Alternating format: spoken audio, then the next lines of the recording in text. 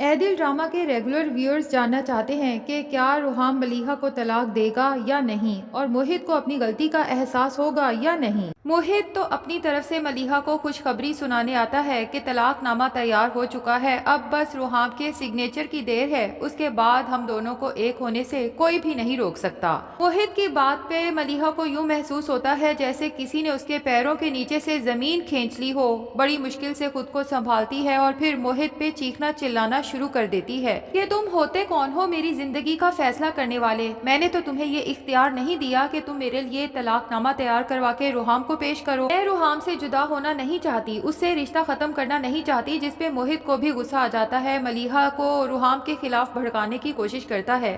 کہ تم اس شخص کے ساتھ رشتہ رکھنا چاہتی ہو جسے تمہاری ذرا قدر نہیں، تم اس حالت میں اکیلی یہاں پر کس طرح سے رہ رہی ہو؟ اس نے تو پیچھے مڑ کے بھی نہیں دیکھا، حالانکہ اس حالت میں تو اسے تمہاری پہلے سے زیادہ کیئر کرنا چاہیے تھی، اور تمہیں میری محبت نظر نہیں آتی جو نہ صرف تمہیں بلکہ اس روحام کے ہونے والے بچے کو بھی اپنانے کو تیار ہے۔ ملیحہ موہت سے کہتی ہے کہ اگر تمہیں سچ میں مجھ سے محبت ہوتی نا تو تمہیں احساس ہو جاتا موہت کہ میں روحام کے ساتھ خوش ہوں، تم کبھی بھی میرا گھر خراب کرنے کی کوشش نہ کرتے۔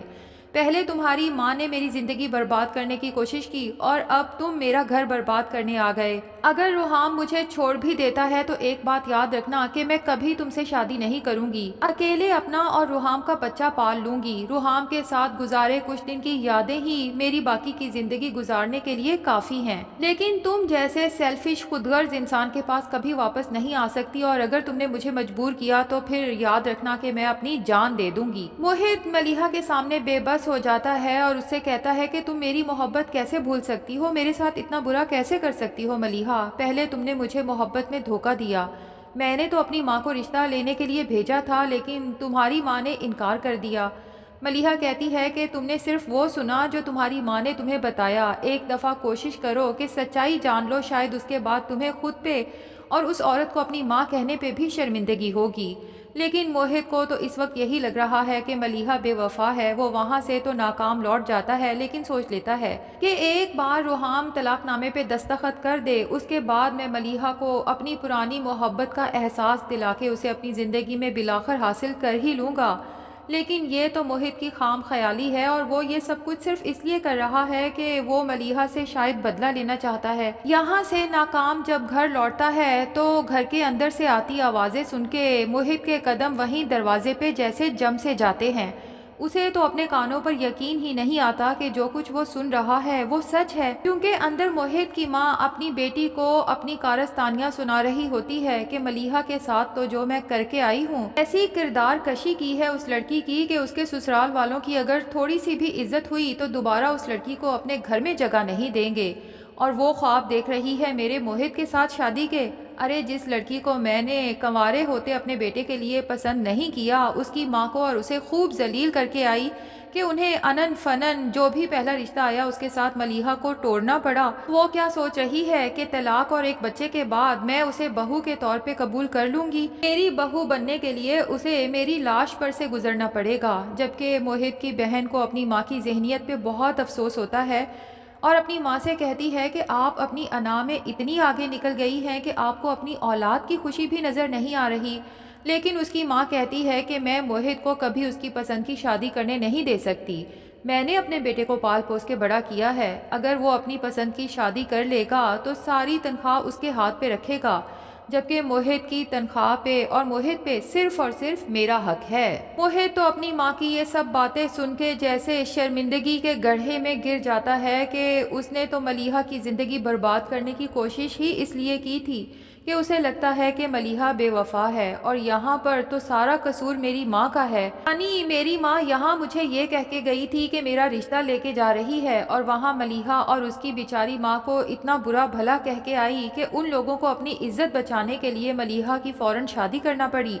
اور اب میں ایک دفعہ پھر اسی ملیحہ کی زندگی برباد کر رہا ہوں۔ موہت فیصلہ کر لیتا ہے کہ میں ملیحہ اور روحام کے رشتے کو ٹوٹنے سے بچا لوں گا، جبکہ اب وہ یہ بھی سوچ لیتا ہے کہ میں اس گھر میں مزید نہیں رہوں گا۔ وہ اپنی ماں کو سزا دینا چاہتا ہے اور ان سے بہت دور چلے جانا چاہتا ہے، اپنا سامان باندھتا ہے اور چپ کر کے گھر سے نکل جاتا ہے۔ اور ناظرین، لگتا یہی ہے کہ روحام غصے میں آ کے آخر طلاق نامے پہ دستخط کر کے ملیحہ کے گھر بھیج دے گا، کیونکہ نیکسٹ ایپیسوڈ کے ٹیزر میں ملیحہ یہی کہہ رہی ہے کہ سب کچھ ختم ہو گیا، جبکہ ملیحہ کے ساس سسر جنہیں موہت کی ماں کی کسی بات پہ یقین نہیں آیا اپنی بہو سے ملنے جاتے ہیں تاکہ اس کے منہ سے ساری سچائی جان سکیں، اور ملیحہ روتے ہوئے بھاگ کے اپنی ساس کے گلے لگتی ہے اور پھر ساری حقیقت، اپنا سارا پاسٹ انہیں کھول کے بتا دیتی ہے۔ یہ بھی بتا دیتی ہے کہ میں نے صرف اس لیے یہ بات بتائی کہ میری ماں کو لگتا تھا کہ جس دن میں نے روحام کو اپنے ماضی کے بارے میں بتایا میری ماضی کی پرچھائیاں میری زندگی کی خوشیاں کھا جائیں گی، اور وہی ہوا، سب کچھ ختم ہو گیا۔ روحام نے طلاق نامے پہ دستخط کر کے مجھے بھیج دیے۔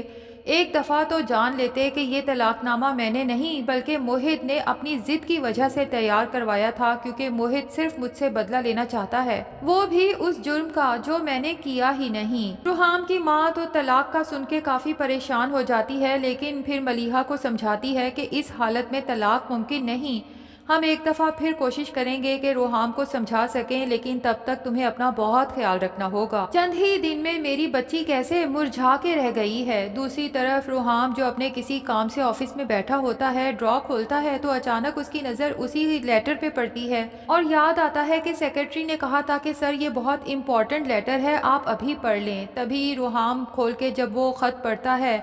تو ملیحہ کی لکھی تمام باتیں پڑھ کے روحام کا دل تو جیسے کسی نے مٹھی میں جکڑ لیا ہو۔